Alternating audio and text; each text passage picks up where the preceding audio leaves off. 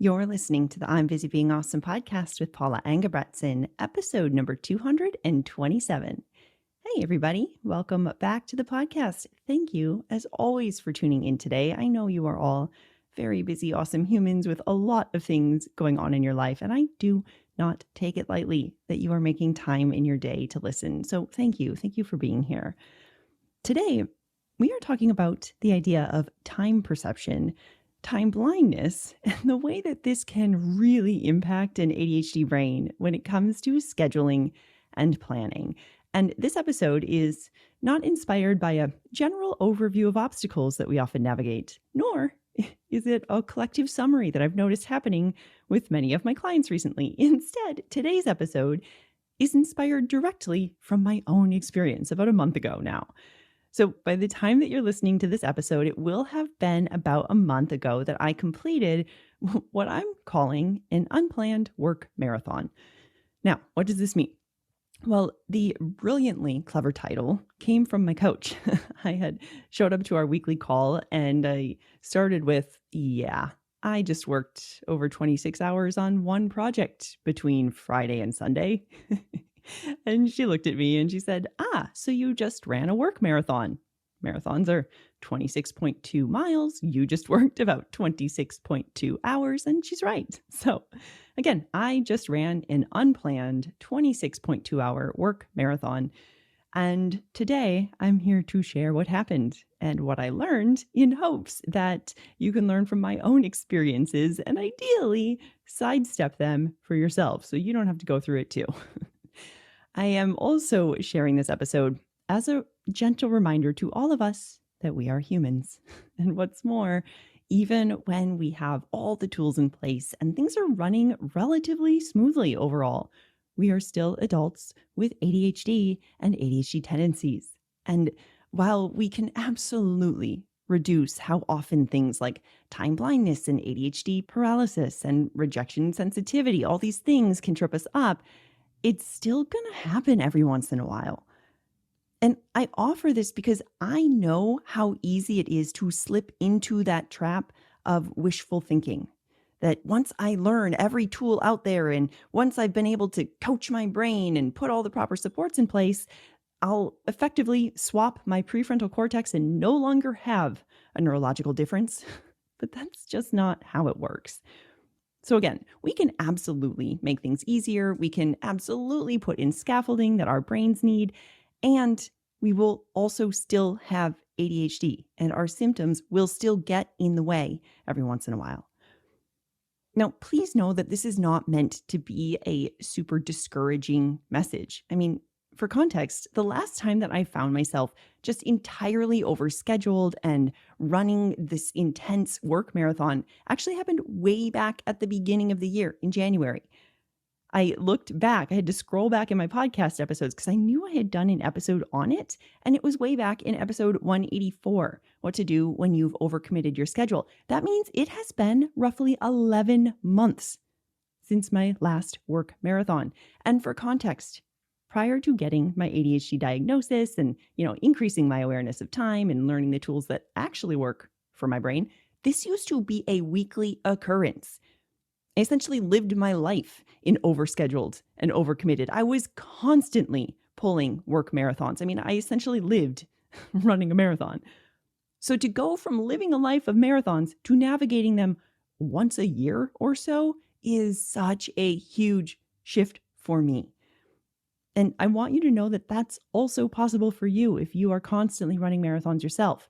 Now, I will never promise that you can stop these situations from happening entirely. I would never promise that you will never struggle with your awareness of time again, because that would mean you got rid of your ADHD completely. That's not a thing. But what I do want you to know is that this constant state of pushing and racing the clock and the reliance on an adrenaline-fueled pressure in order to meet deadlines, this does not have to be your MO. Truly, it doesn't. Now, does this shift in approach take a little time? Yeah, it does. I always like to remind my clients that their brains have been working this way for a very long time.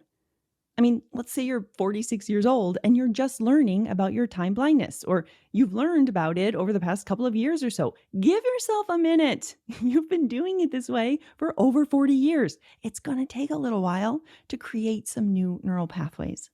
Okay, so yes, it does take time. And also, the time is going to pass anyway. So, what if we allow it to take the time it takes and we start noticing each of our wins along the way? Because it turns out when we can drop the judgment and allow things to unfold as we intentionally reflect on the incidents and we learn from the experiences, those shifts that you really want to make, those shifts you want to see, they usually happen a whole lot faster. So, for example, I could have been beating myself up for misjudging the timing of this project. I could have been giving myself such a hard time and shooting on myself the entire weekend. And throughout the following weeks, I could have been shaming myself, thinking, oh, you should have known better. You're a coach. You teach people these things, blah, blah, blah. Okay. But first of all, what good is that going to do? It just makes me feel terrible and I'd shut down even further. Okay. Plus, it closes down the opportunity to learn from what did happen so that it doesn't happen again. In fact, after my 10-hour stretch of work that Saturday and knowing I had a repeat of it the next day, Ryan and I went out to take Bruno for a walk. And I said, well, this was not how I planned to spend my weekend, but at least I'll have some great podcast content in a few weeks after I reflect on what went sideways, because I'm sure there's some powerful lessons in there, right? I'm excited to see what they are. That is where my mind was. Do you see how different that is than thinking, oh my gosh, I can't believe I did this again. I can't believe I screwed this up. When am I ever going to learn? There I go again, never knowing how to schedule things properly. What is my problem? Right? That's such a huge shift because frankly, it's just not true either. Of course, I know how to schedule things properly. What's true is that I've done so much better at estimating my time, so much so that I have shifted from living in that constant high alert state of running weekly marathons to having to actually scroll back in my podcast feed 40 or 50 episodes to help me recall the last time it happened. So I hope that this first message lands with you. Yes, we can put in support and scaffolding. Yes, we can absolutely make things easier for ourselves and reduce how often these things happen. We do not have to live in that constant overwhelm or be sprinting marathons in order to reach these outrageous deadlines regularly. And also, we still have ADHD. Sometimes those situations will happen.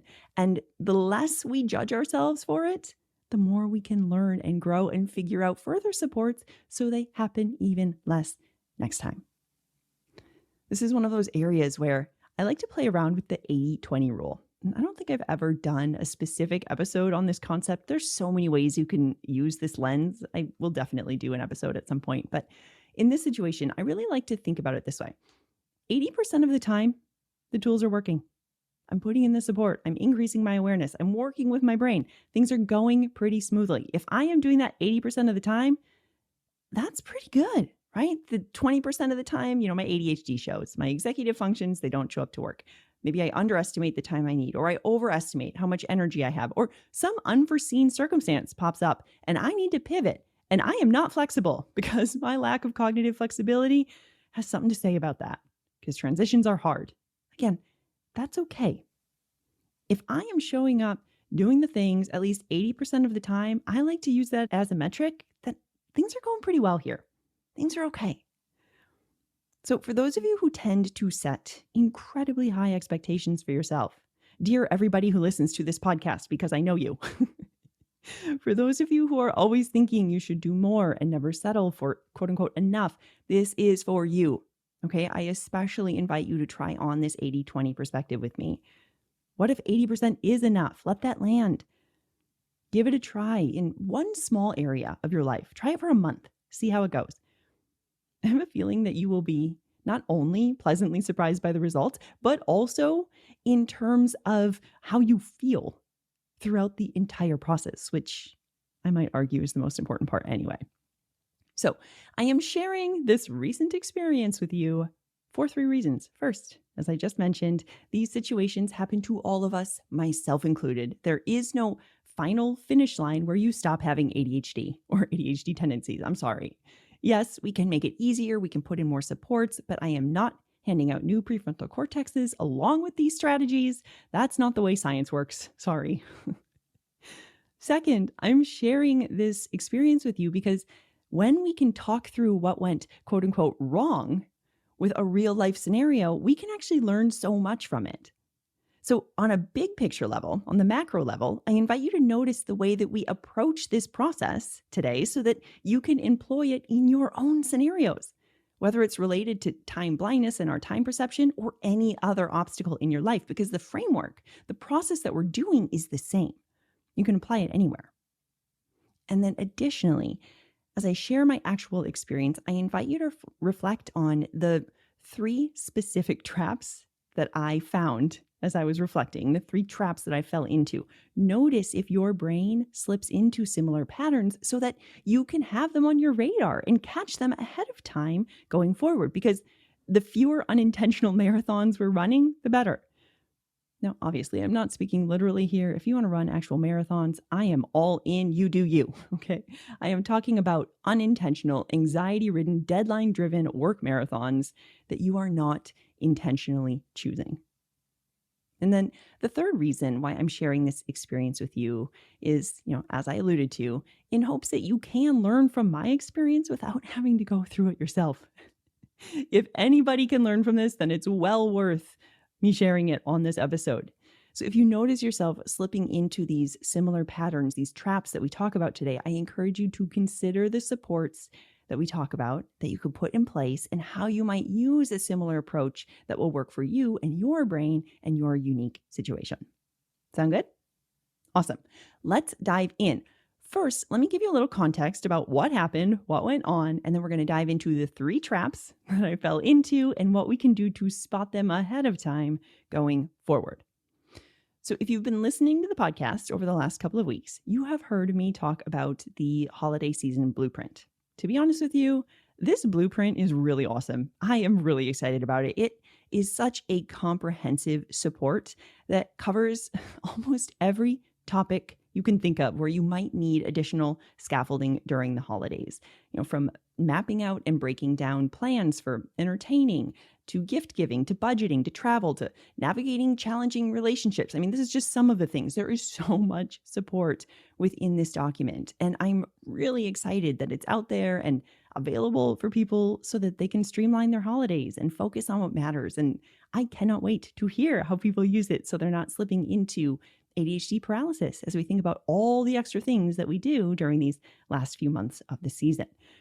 And if you haven't gotten your copy yet, it is on sale right now for just $7. It's more than half off. And again, it has over 65 pages worth of planning and tools and supports that you can pick and choose from based on what you need. As you know, every holiday season is a little bit different. And so the supports we might need vary from year to year. That's what's so great about this blueprint, because you get the actual PDF download. So you can pick and choose the sections that most support you this year, knowing, hey, you know what? I don't need this part this year, but next year I may need a different combination. And it is right there waiting for you when you need it. So you can grab the blueprint through the link in the show notes or head to I'mBusyBeingAwesome.com/holiday blueprint. It's all one word. Now with this blueprint, as I mentioned, it is incredibly comprehensive, and it is something that I had been thinking about for months.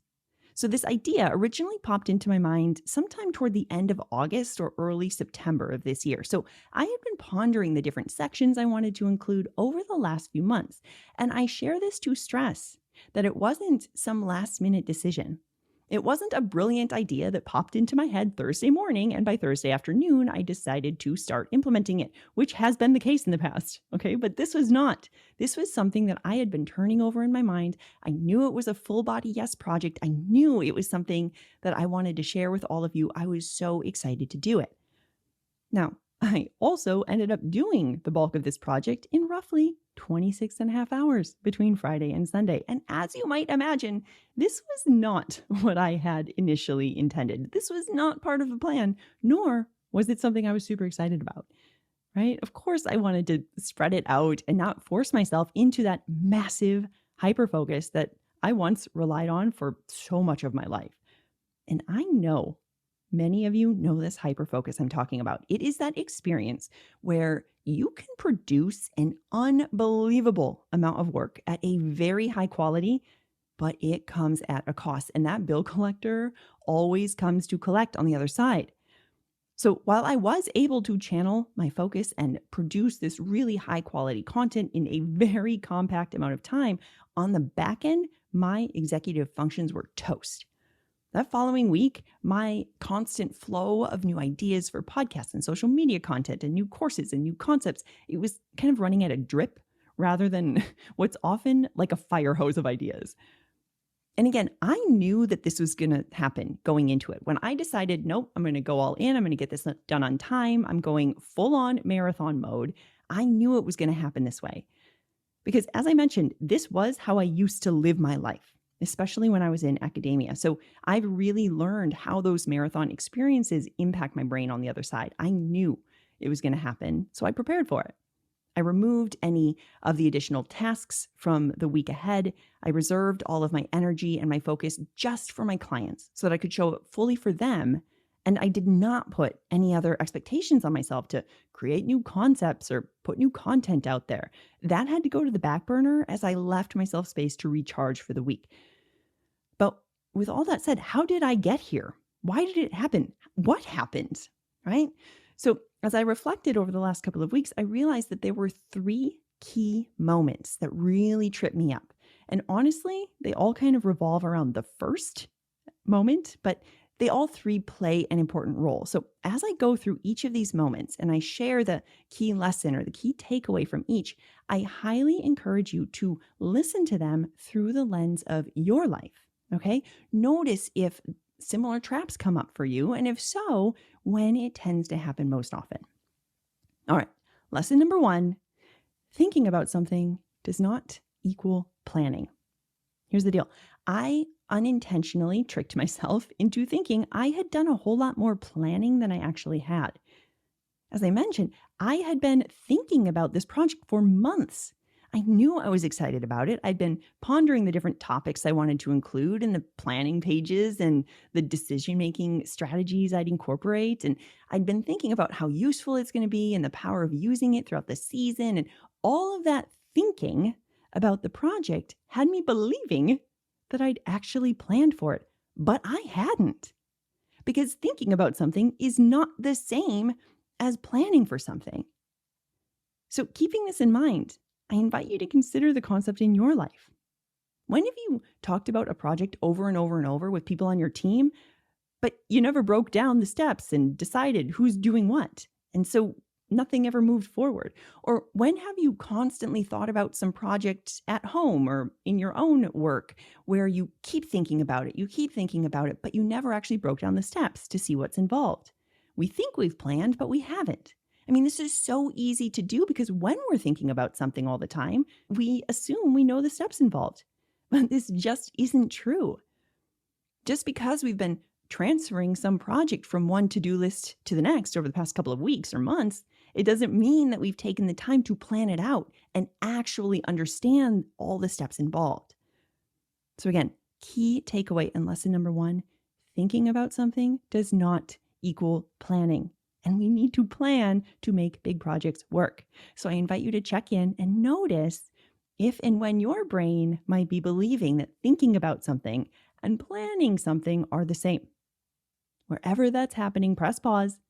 It's time to step back and reevaluate, okay?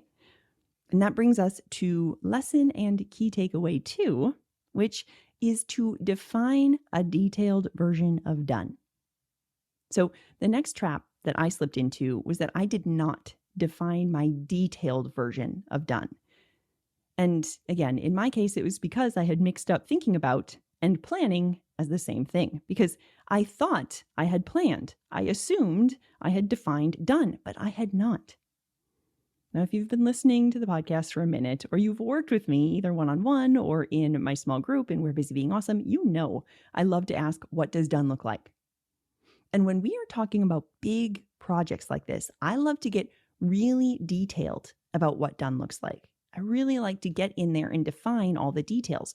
So if we think about my holiday season blueprint as an example, I don't mean define done as, done is a completed blueprint that's ready to share by November 6th. No, that's not clear enough. My brain needs more direction. When I'm talking about creating a detailed version of done, I mean a detailed outline of each step. What are the topics I'll cover? What are the key concepts and ideas that I'm going to teach in the pages? What are the questions I'm going to ask to help the reader have greater clarity on their ideal season? Which templates am I going to include that allow them to easily make decisions and map things out? How many pages do I want this blueprint to be? What will the design look like? What images will I incorporate? What will I have on the landing page where people can purchase the blueprint? So when I say create a detailed version of done, that is what I'm talking about. That level of detail is what allows you to create a greater estimation of how much time you actually need to complete this project from start to finish without requiring marathon mode. So with that in mind, I invite you to think about your current or past experiences. Have you provided yourself a detailed version of done in the current projects you're working on? If not, which projects do you want to start with? What could you define with a detailed done? Or think back to the last time that you had to go into marathon mode. Had you provided yourself with that detailed version of done? If not, what might that have looked like? What can you learn from that to better inform your future projects and your future commitments? So again, key takeaway number 2 is to define a detailed version of done. And then that brings us to tip number 3, which is don't believe your brain without checking the facts. So this one needs a little bit of context as well, but I think you're all going to resonate with this one quite a bit. So throughout the end of September and the beginning of October, I had a pretty busy time in the business. So I was wrapping up my June cohort of We're Busy Being Awesome. And then I was also getting ready to welcome new members in for the October group. And I was also running my free training, the Vision to Action one, all about making our Q4 goals happen. And I was fielding a whole bunch of questions about the group. I was sending out emails to invite people in. I mean, for those of you in the business space, I was in launch mode, right? And this can be a pretty demanding time. Now, I knew this from past experiences when I had to go into long-term marathon mode. I realized how much I need to prep ahead during launches. So I had prepared for it. I had worked ahead. I set myself up so I wasn't in marathon mode throughout the launch, which is awesome. Again, I have definitely been there before.